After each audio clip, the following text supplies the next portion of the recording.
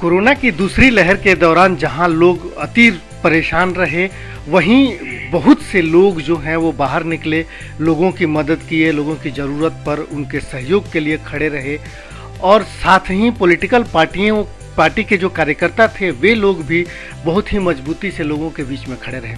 सरकारों की कोशिश अपनी जगह पर रही, कितनी सफल रही कितनी असफल रही वो सब जानते हैं।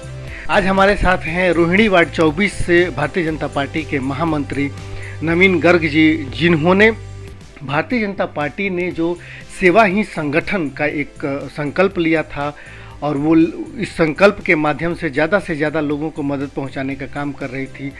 उस संकल्प के साथ ही पूरे रोहिणी और इसके आसपास के लोगों को के बीच में रहे पूरे कोविड की दूसरी लहर के दौरान और लोगों की मदद की। हम बात करते हैं कि नवीन जी किस तरीके से लोगों की मदद करने के लिए आ गया है। नवीन जी, सबसे पहले तो आपका बहुत बहुत स्वागत है दिल्ली में। क्या रहा दूसरी लहर के दौरान, जब सारे लोग घर में बंद थे, उस समय आप लोग बाहर निकले और लोगों की मदद की? किस तरीके से लोग परेशान थे और आप लोगों ने किस तरीके से उनकी मदद की? पहले तो मैं दिल्ली मेल को नमस्कार करना चाहूँगा। सभी अपने जो दिल्ली मेल के हैं उनको मेरी तरफ से नमस्कार। और कोरोना काल के दौरान हर व्यक्ति इतना परेशान था, घर में जिस पेशेंट को वो हो गया उसको कोई एम्बुलेंस नहीं मिल रही थी, कहीं हॉस्पिटल में जगह नहीं मिल रही थी। उसके लिए हमने जिसको ऑक्सीजन की ज़रूरत थी हमने उसको ऑक्सीजन दिलाया, किसी को एडमिशन कराना था तो उसको हमने एडमिशन कराया हॉस्पिटल में। और अपने सेक्टर 11 में हमने एक हमारे डॉक्टर साहब हैं जानकार, उनका नॉर्मल हॉस्पिटल था, उसको हमने कोविड में उसको ट्रांसफ़र कराया और उसमें 16 बेड का हमने कोविड हॉस्पिटल उसको किया। तो उसमें भी हमने सबका इलाज वहाँ कोविड में जितने भी पेशेंट थे उनको हम कराते थे। और ऑक्सीजन, ऑक्सीमीटर, किसी को भी सिलेंडर की ज़रूरत थी ऑक्सीजन की, वो हमने जगह जगह दिलाई। कितनी फ्रीक्वेंसी थी जो लोगों की यहाँ पर, चूँकि बहुत मात्रा में बहुत ज़्यादा संख्या में लोग बीमार हो रहे थे, कितनी फ्रीक्वेंसी थी? क्या कुछ ऐसे लोग भी रहे जिनको लेकर के आपको मलाल रहा हो कि बहुत इतने लोग आ रहे हैं और हमारे पास संसाधन कम है, हम कितना भी कोशिश कर पा रहे हैं? ऐसे कितने लोग रहे जो परेशान रहे किंतु आप लोग चाह के भी उनकी मदद नहीं कर पाए? जितनी हम मदद कर सकते थे उतनी हमने मदद की। वो दिल्ली सरकार जो अपने मुख्यमंत्री हैं केजरीवाल जी, उन्होंने कोई दिल्ली पे ध्यान नहीं दिया। मोदी जी ने उनको पैसा भी दिया, कोई ऑक्सीजन उन्होंने प्लांट नहीं लगाया। लोग दर बदर भटक रहे थे, कोई काम जो है मुख्यमंत्री ने इस संदर्भ में नहीं किया। वो अपने प्रचार में लगा रहा और प्रचार की उसने राजनीति की है सारी। इस बीच जो है एक तरफ तो लॉकडाउन था, कोविड की बीमारी से लोग परेशान थे, साथ ही समाज का एक बहुत बड़ा तबका है जो वो लॉकडाउन होने की वजह से उसकी रोजी रोटी चली गई थी।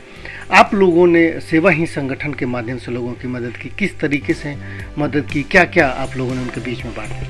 सेवा ही संगठन ने मोदी जी की प्रेरणा स्रोत हमने जो काम किया, जो भी कोई भी आदमी भूखा नहीं रहे अपने वार्ड में, हमने हर आदमी की राशन से, दवाई से, किसी भी तरह से जो हमारे पास मदद आई, किसी का एडमिशन है, किसी को राशन है, किसी को दवाई है, हर तरह से हमने उसकी मदद की। आप लोगों ने सैनिटाइज करने का काम किया? हमने पूरे ब्लॉक में स्वच्छता के लिए पूरे सैनिटाइज़र कराया, सारे वार्ड 24 में पूरा सैनिटाइज़र, सैनिटेशन, पूरी हम सफाई व्यवस्था का हमने पूरा ध्यान दिया। निगम में जो है कर्मचारियों की कमी थी, उस कमी को हमने पूरा किया।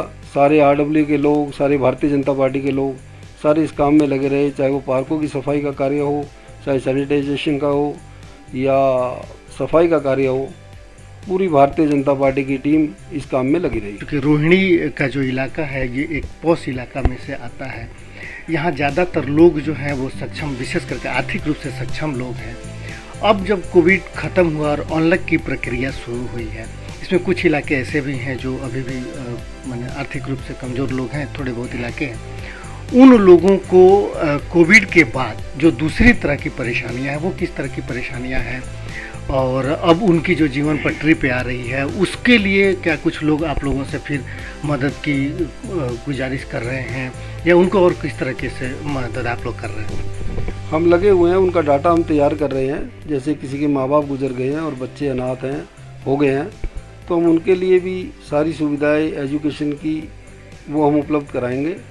हम पूरी लिस्ट वार्ड की बना रहे हैं और हम उनकी पूरी मदद करेंगे, हर तरह से मदद करेंगे। बच्चों की एजुकेशन की हो या उनका राशन व्यवस्था हो, किसी को जॉब लगवानी है उसकी जॉब के लिए भी हम प्रयास करेंगे और पूरी उनकी हर तरह से मदद करेंगे। वैक्सीनेशन को लेकर के 21 तारीख से एक बड़ी मुहिम चलाने जा रही है केंद्र सरकार।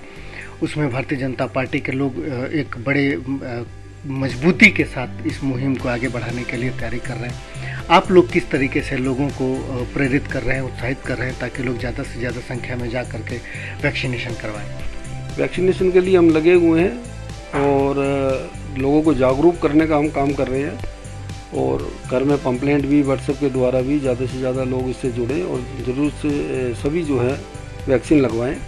इसके लिए हम उनको जागरूक कर रहे हैं। ठीक है, बहुत बहुत धन्यवाद नवीन जी। तो ये थे नवीन गर्गी जी जो बता रहे थे कि पूरे कोविड के दौरान चाहे जिन लोगों को जिस तरीके की मदद की ज़रूरत हुई उसके लिए भारतीय जनता पार्टी के कार्यकर्ता और ये खुद अपनी अगुवाई में काम करते रहे। अस्पतालों तक की व्यवस्था कराई, ये कहा जा सकता है।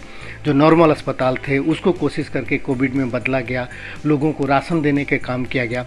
इसके साथ ही कोविड के दौरान जो स्वच्छता एक बहुत बड़ी मुद्दा थी, वह घर से लेकर के और बाहर तक, उसके लिए इन लोगों ने एक अपनी टीम बनाई, RWA के लोगों के साथ को जोड़ा और उनको साथ ले करके, और कोविड के दौरान जो नगर निगम के कर्मचारी जो हैं वो कम मात्र संख्या में थे, उस काम को इन लोगों ने अपने हाथ में लिया। और वो चाहे राशन बांटने का काम हो, साफ़ सफाई का काम हो, या लोगों को वैक्सीन के लिए बाद में प्रेरित करने का काम हो, उसके लिए ये लोग बढ़ चढ़ के हिस्सा लिया, आगे आए। और शायद यही वजह रहा कि रोहिणी के कम से कम 16-17 जैसे जो सेक्टर हैं उसमें कोविड से के मरीजों की संख्या औसतन अपेक्षाकृत दूसरे जगहों से कम रही।